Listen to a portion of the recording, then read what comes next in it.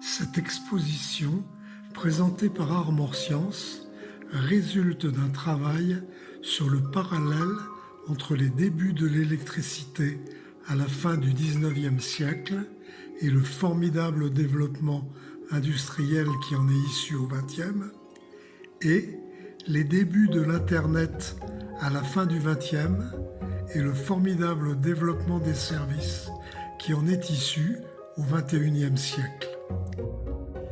La fée électricité, comme l'a nommé Raoul Dufy dans le célèbre tableau qui nous sert de titre, a été révélée au grand public par 2 expositions internationales qui se sont tenues à Paris. La première dédiée uniquement à l'électricité en 1881 et la seconde, l'exposition universelle de 1889 dont l'électricité était l'attraction principale avec la Tour Eiffel. Cette époque a été l'aboutissement de plus de 50 ans de recherche et de découvertes qui ont abouti en un laps de temps très court à une formidable explosion industrielle. En quelques mois, tous les éléments ont permis d'un côté la réalisation d'un grand réseau avec la dynamo puis l'alternateur pour générer de l'électricité, le transformateur et les câbles pour l'acheminer sur des grandes distances, et d'autre part, la lampe à incandescence et le moteur électrique, base des applications fondamentales ayant conduit à une foule d'applications nouvelles. Tout ceci s'est passé dans un mouvement d'enthousiasme extraordinaire, bientôt suivi de craintes et de fantasmes autour de ce fluide qu'on ne voyait pas et qu'on ne sentait pas. L'explosion industrielle de l'électricité avait été précédée de nombreuses innovations concourant à son succès. Internet est né lui aussi de l'accumulation de développements tant technologiques que sociétés.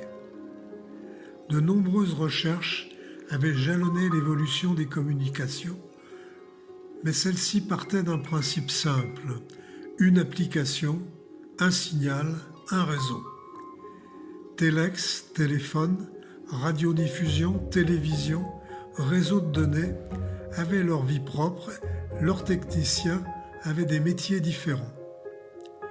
Vers les années 80, on a vu apparaître des notions balbutiantes d'intégration de services, tels que le réseau numérique à intégration de services ou le projet Biarritz de villes câblées en fibre optique. Mais on a vu également une préfiguration d'Internet avec le Minitel qui a introduit la notion de service sur le plan sociétal. En parallèle, les technologies progressaient avec la microélectronique, le traitement du signal, les fibres optiques, la radio et les écrans plats. 2 événements essentiels vont conduire à Internet. La numérisation des signaux qui les banalise et le protocole de communication IP qui en banalise l'aiguillage. Un grand réseau universel est né et avec lui, une foule d'applications qui vont transformer la société du XXIe siècle. L'exposition qui vous est présentée ici est le résultat d'un travail de recherche mené par Armor Science dans le cadre d'un projet Investissement d'avenir de l'association C'est dans l'air. Elle montre un parallèle tout à fait intéressant entre 2 innovations qui ont bouleversé la vie de nos concitoyens à la fin du XIXe et du XXe siècle. Des recherches nombreuses aboutissent en très peu de temps dans les 2 cas à la mise en place de 2 innovations fondamentales.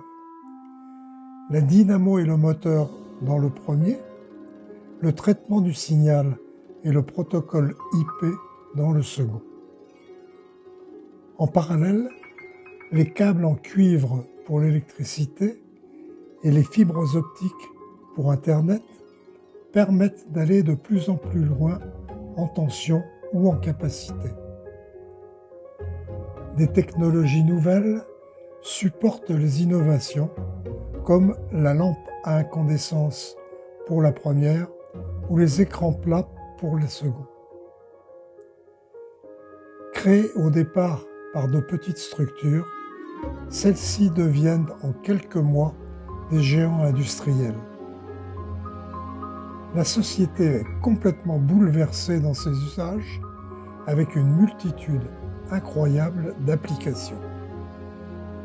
Cette exposition vous offre la possibilité de découvrir cet étonnant parallèle.